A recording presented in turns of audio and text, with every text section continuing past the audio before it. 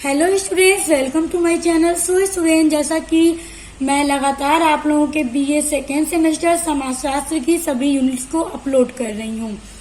मैं हर एक वीडियो में आपका पूरा यूनिट नोट्स के साथ अच्छे से समझाकर कंप्लीट करा रही हूँ।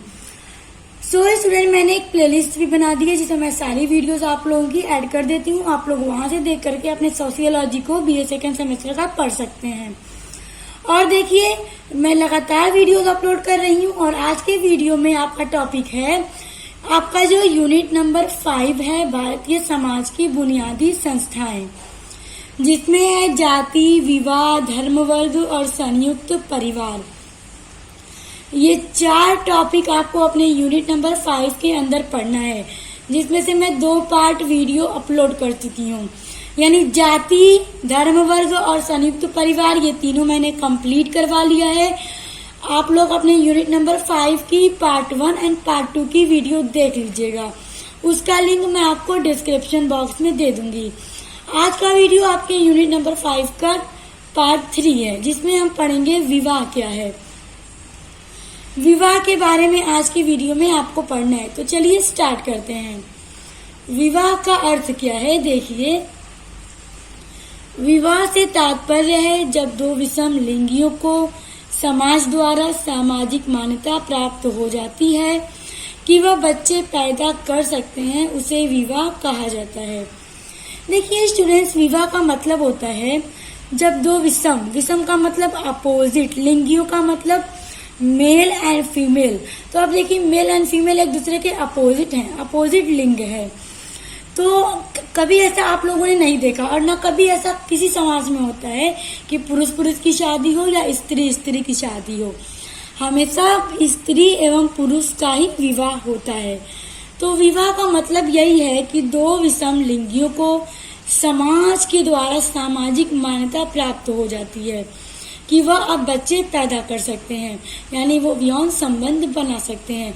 विवाह से पहले इन सब चीजों को समाज के द्वारा मान्यता प्राप्त नहीं होती है, उसे अवैध माना जाता है। लेकिन जब एक पुरुष और स्त्री का विवाह हो जाता है तो उन्हें समाज के द्वारा भी मान्यता प्राप्त हो जाती है, वो यौन संबंध बना सकते हैं और बच्चे पैदा कर सकते हैं।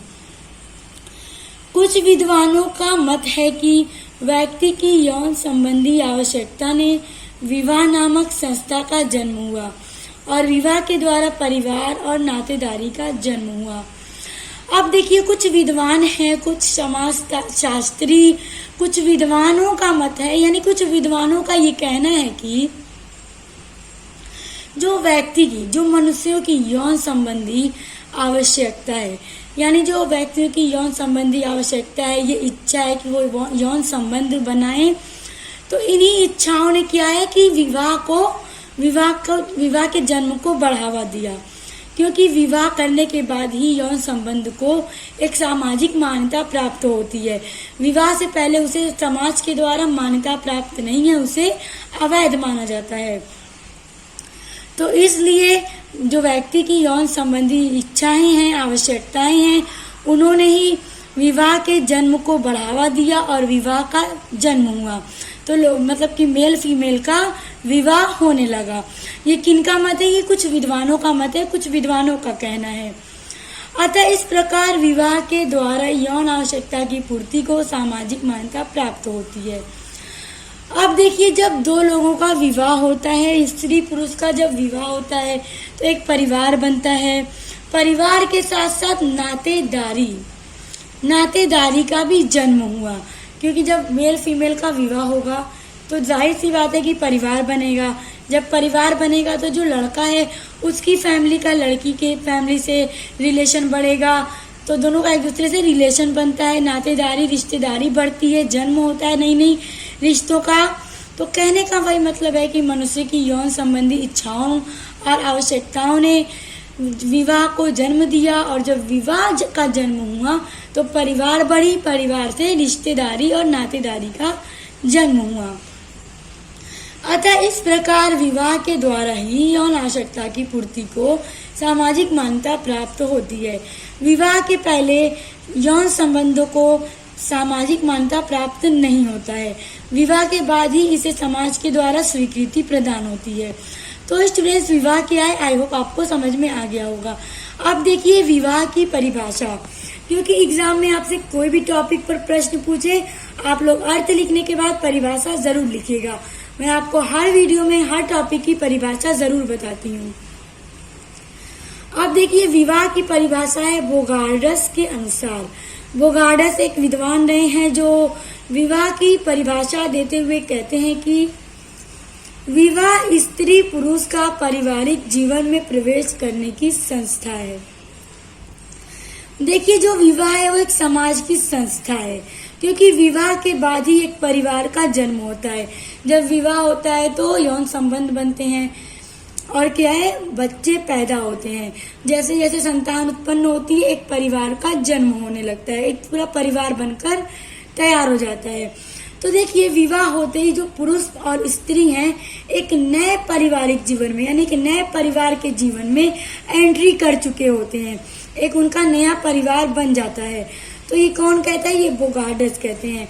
और स्टूडेंट्स ये हमारे समाज में आप सभी लोग देखते हैं कि जब मेल एंड फीमेल का विवाह होता है, शादी होती है, तभी जाकर उनके एक नए जीवन की शुरुआत होती है, एक नई संस्था बनती है। देखिए लूसी मेयर के अनुसार विवाह स्त्री पुरुष का ऐसा योग है जिससे जन्मा बच्चा माता पिता की वैध संतान माना जाता है।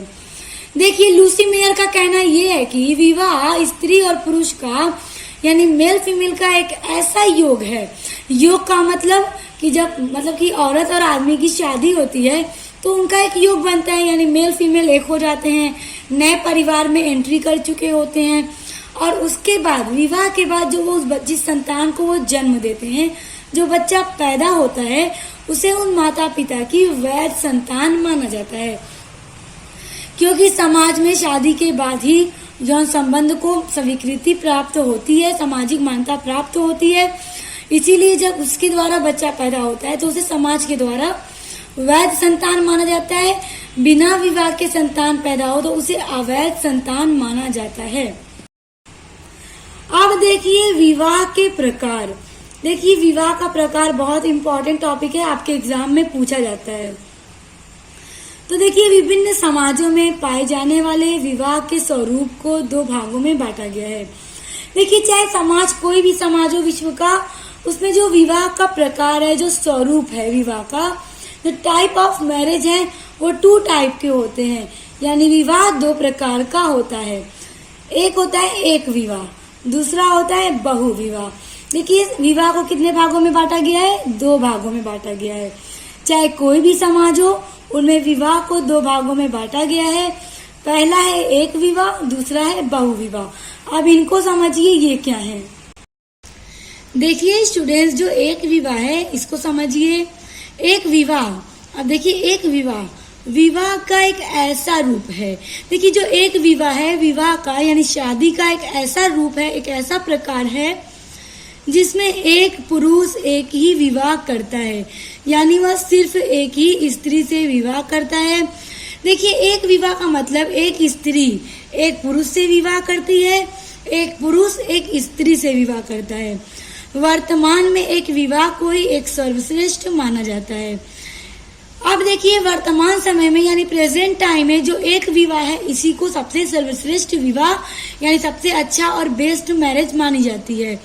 क्योंकि इसमें एक पुरुष एक ही स्त्री से यानी एक ही औरत से शादी करता है, वह 2 शादियां नहीं करता। और एक स्त्री सिर्फ एक ही पुरुष से शादी करती है, वो 2 शादियां नहीं करती। इस तरह के विवाह में एक पति और एक पत्नी होते हैं। तो इस तरह के प्रकार को, इस तरह के विवाह को एक विवाह कहा जाता है। और आज के टाइम में एक विवाह को ही सबसे ज्यादा अच्छा माना जाता है। एक विवाह 2 प्रकार का होता है। अब देखिए स्टूडेंट्स एक विवाह क्या है, उम्मीद करती हूँ आपको समझ में आ गया होगा, क्योंकि काफी सिंपल है। अब देखिए जो एक विवाह है वो 2 तरह का होता है। पहला है क्रमिक एक विवाह और दूसरा है एकल विवाह। अब देखिए एक विवाह के अंदर 2 प्रकार हैं, क्रमिक एक विवाह और एकल विवाह। अब स्टूडेंट्स देखिए एग्जाम में आपका क्वेश्चन बन सकता है शॉर्ट में कि एक विवाह के प्रकार बताइए। तो अब एक विवाह क्या है ये तो आप समझ गए।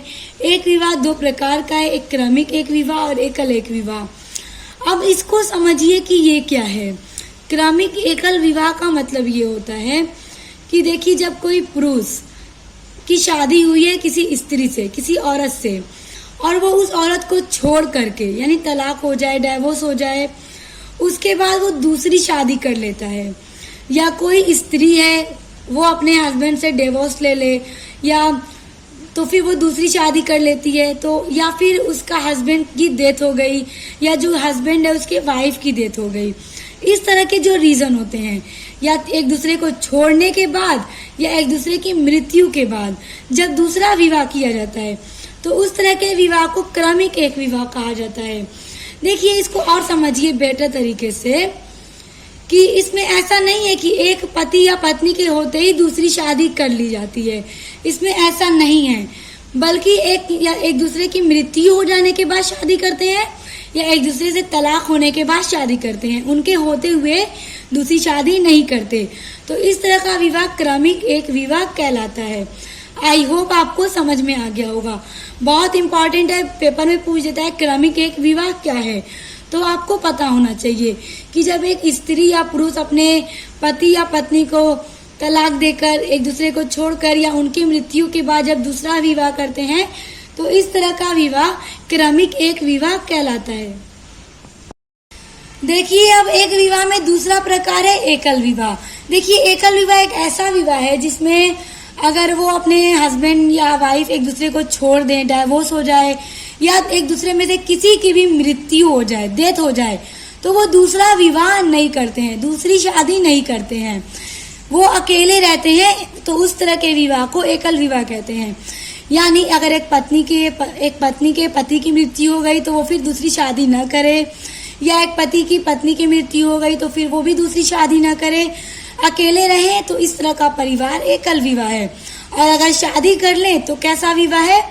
क्रमिक एक विवाह है। तो देखिए, आई होप आपको एक विवाह और एक विवाह के प्रकार बहुत अच्छे से समझ में आ गया।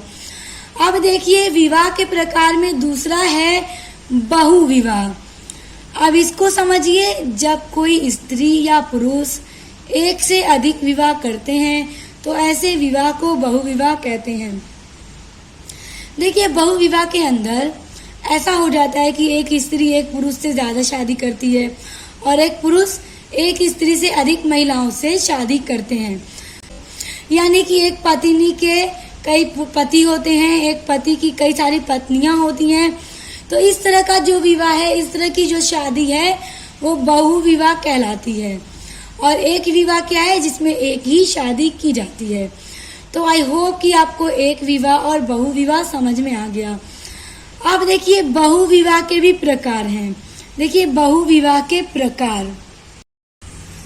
अब स्टूडेंट्स आगे देखिए, बहु विवाह में पहला प्रकार है बहुपति विवाह। देखिए, ये बहु विवाह का प्रकार है, बहुपति विवाह। एक स्त्री का विवाह जब एक से अधिक पुरुषों से होता है तो ऐसे विवाह को बहुपति विवाह कहते हैं। देखिए, जब एक औरत का विवाह एक से ज्यादा आदमियों के साथ होता है तो उसके कई सारे पति होते हैं। तो जब कई सारे पति हुए तो क्या हुआ? बहुपति, यानी बहुपति विवाह। तो इस तरह का विवाह बहुपति विवाह कहलाता है, जिसमें एक स्त्री की शादी बहुत सारे पुरुषों से हो जाती है। अब देखिए, बहुपत्नी विवाह। इस विवाह में जब कोई पुरुष एक से अधिक स्त्रियों से विवाह करता है तो ऐसे विवाह को बहुपत्नी विवाह कहते हैं। जब एक आदमी की एक से ज्यादा बीवियां होंगी, पत्नियां होंगी, तो इस तरह का विवाह बहुपत्नी विवाह कहलाता है।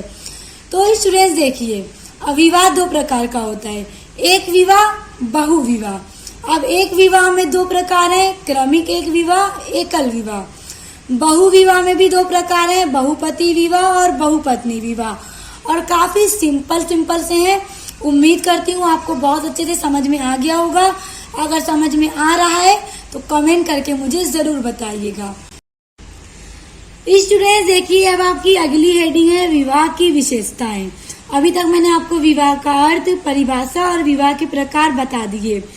अब देखिए, विवाह की क्या क्या विशेषताएं हैं, यानी कैरेक्टरिस्टिक्स ऑफ मैरिज क्या क्या हैं। अब देखिए, जब आपसे एग्जाम में आ जाए, विवाह की विशेषताओं को स्पष्ट कीजिए या विवाह की विशेषताओं का वर्णन कीजिए। तो आपको प्यारी सी हैंड राइटिंग में एक हेडिंग डालिएगा, बीच में विवाह की विशेषताएं। उसके बाद लिखिएगा कि विवाह की निम्नलिखित विशेषताएं हैं। उसके बाद पहला पॉइंट डालकर लिखिएगा, विवाह दो विषम लिंगियों का संबंध है, अर्थात विवाह के लिए एक पुरुष का हो और एक स्त्री दोनों का होना अनिवार्य है। अब देखिए, विवाह दो विषम लिंगियों का संबंध है। विषम लिंगियों का क्या मतलब? अपोजिट होने चाहिए एक दूसरे से, दोनों मेल मेल नहीं होने चाहिए या दोनों फीमेल फीमेल नहीं होना चाहिए। एक मेल होना चाहिए और एक फीमेल होना चाहिए, तभी दोनों की शादी हो सकती है, वरना नहीं हो सकती। अर्थात विवाह के लिए एक पुरुष का होना भी जरूरी है और एक स्त्री दोनों का होना बहुत ही ज्यादा जरूरी है, तभी जाकर कोई विवाह हो सकता है। तो ये एक विवाह की बहुत ही ज्यादा इम्पोर्टेंट विशेषता है। अब देखिए, विवाह की विशेषता में दूसरा पॉइंट है, विवाह एक मौलिक और सार्वभौमिक सामाजिक संस्था है जो प्रत्येक देश, समाज, काल और संस्कृति में पाई जाती है। देखिए स्टूडेंट्स, विवाह या शादी एक ऐसी मौलिक और सार्वभौमिक संस्था है जो हर देश में, हर समाज में, हर संस्कृति में, हर टाइम में पाई जाती है। यानी ऐसा नहीं है स्टूडेंट्स कि कह दें कि बस ये एक देश है, इस देश में शादी होती है, इस देश में शादी नहीं होती। शादी हर कंट्री में होती है, हर समाज में होती है। काल का मतलब हर टाइम से होते चली आ रही है और हमेशा होती रहेगी, और हर एक संस्कृति में ये शामिल है। तो क्या है, विवाह एक मौलिक और सार्वभौमिक ऐसी सामाजिक संस्था है जो हर देश में, हर समाज में, हर काल में और हर संस्कृति में पाई जाती है। हम ये नहीं कह सकते कि मतलब विवाह फला कंट्री में नहीं पाया जाता, वहां पे तो विवाह होता ही नहीं है। हर एक कंट्री में, हर एक समाज में, हर एक संस्कृति में, हर एक काल में विवाह पाया जाता है, विवाह होता है। अब देखिए, विवाह की तीसरी विशेषता है, विवाह को मान्यता उसी समय प्राप्त होती है जब उसे समाज की स्वीकृति मिल जाती है। देखिए, जब तक किसी भी मैरिज को समाज की स्वीकृति, एक्सेप्टेंस नहीं मिलेगी, जिसको समाज पूरी तरह से एक्सेप्ट नहीं करेगा कि हाँ इन दोनों लोगों का विवाह यानी शादी हो गई है, तब तक उनको विवाह की मान्यता प्राप्त नहीं होती है। जब समाज उन्हें एक्सेप्ट कर लेता है कि हाँ आप लोग की शादी हो गई है, तभी उसे मतलब समाज विवाह की मान्यता प्राप्त होती है। अब देखिए, विवाह को मान्यता किस किस तरह से प्राप्त होती है। यह स्वीकृति प्रथा, कानून या धार्मिक संस्कार के रूप में हो सकती है। देखिए, बहुत लोगों की कोर्ट मैरिज भी होती है। तो कोर्ट मैरिज में क्या है कि उन्हें कानून के द्वारा ये मान्यता प्राप्त हो गई है कि ये दोनों आपस में पति पत्नी बन चुके हैं, तो उन्हें समाज एक्सेप्ट करता है। और दूसरा है धार्मिक संस्कार। धार्मिक संस्कार का मतलब जितने भी धर्म हैं, जैसे हिंदू, मुस्लिम, सिख, ईसाई, सबके अलग अलग अपने संस्कार हैं, अलग अलग मतलब रीति रिवाज है शादी करने के। तो उस धार्मिक संस्कार के रूप में अगर उनका विवाह होता है तो उन्हें समाज एक्सेप्ट करता है कि इन दोनों लोगों की शादी हो गई है। तो इस तरह से विवाह को मान्यता प्राप्त हो जाती है, तभी समाज उसे एक्सेप्ट करता है, तभी उनकी संतान को वैध संतान माना जाता है। देखिए, चौथा पॉइंट है, विवाह के द्वारा ही यौन संबंध को मान्यता प्राप्त होती है। देखिए, विवाह से पहले कभी भी यौन संबंध को मान्यता प्राप्त नहीं होती, उसे अवैध माना जाता है। शादी के बाद पुरुष और महिला यानी पति पत्नी को ये पूरी तरह से हक प्राप्त हो जाता है कि वो यौन संबंध बना सकते हैं। उसके बाद देखिए, पांचवा पॉइंट है, विवाह संस्था की एक विशेषता यह है कि यौन इच्छाओं की पूर्ति के साथ साथ संतानोत्पत्ति एवं समाज के निरंतरता को बनाए रखने की आवश्यकता पूरी होती है। देखिए, विवाह की एक विशेषता यह भी है कि जो व्यक्तियों में यौन संबंध बनाने की इच्छाएं होती हैं, तो विवाह के बाद यौन संबंध को मान्यता प्राप्त हो जाती है। तो इस तरह से उनकी इन इच्छाओं की पूर्ति होती है और उसी के साथ साथ संतानोत्पत्ति यानी संतान उत्पन्न करने की मान्यता प्राप्त हो जाती है। और समाज में जो निरंतरता है संतान को बनाए रखने की, वो पूरी हो जाती है। उसके बाद देखिए, अगला पॉइंट है, यह संस्था व्यक्ति के विकास, मनोवैज्ञानिक, नैतिक एवं आध्यात्मिक आवश्यकताओं की पूर्ति करती है। अब देखिए, शादी जब होती है किसी भी व्यक्ति की, तो उसके विकास, उसमें मनोवैज्ञानिक, नैतिक एवं आध्यात्मिक जो भी आवश्यकताएं हैं, जो भी ज़रूरतें हैं, कितनी सारी चीज़ें तो व्यक्ति विवाह के बाद सीखता है। जब दो हस्बैंड वाइफ मिलके कितने सारे चीज़ें करते हैं और कुछ न कुछ ज़रूर सीखते हैं, सक्सेस होते हैं अपने लाइफ में। तो यहाँ पे स्टूडेंट्स यही कहने का मतलब है। तो स्टूडेंट्स देखिए, आज की वीडियो में आपने विवाह का अर्थ, परिभाषा, प्रकार और विशेषताओं को पढ़ा। तो उम्मीद करती हूँ कि आज के सभी टॉपिक आपको बहुत अच्छे से समझ में आ गए होंगे। समझ में आ गया है तो मुझे कमेंट करके ज़रूर बताइएगा। और आपकी जितनी भी सोशियोलॉजी की यूनिट्स हैं, मैं लगातार कंप्लीट करा रही हूँ। और साथ ही साथ मैं आपको आपके हर एक सब्जेक्ट के इम्पॉर्टेंट क्वेश्चन की वीडियोस बता रही हूँ कि किस तरह से आपको एग्ज़ाम में अपनी तैयारी करनी चाहिए, कौन से क्वेश्चंस पढ़ने चाहिए, कौन से नहीं पढ़ने चाहिए, किस टाइप के क्वेश्चन एग्जाम में आते हैं, ये सब मैं आपको अपने चैनल पे वीडियोस अपलोड करके बता रही हूँ। और आपके सोशियोलॉजी का मॉडल पेपर भी अपलोड कर दिया है, जिसके बेसिस पे आप अपने एग्जाम की तैयारी कर सकते हैं। तो उसका लिंक मैं आपको डिस्क्रिप्शन बॉक्स में दे दूंगी, आप लोग देख लीजिएगा, बहुत इंपॉर्टेंट है आपके लिए। तो अपने आगे की सभी यूनिट्स को पढ़ने के लिए आप मेरे चैनल को सब्सक्राइब करके बेल आइकन को प्रेस कर लीजिए। तो अब मिलते हैं नेक्स्ट वीडियो के साथ।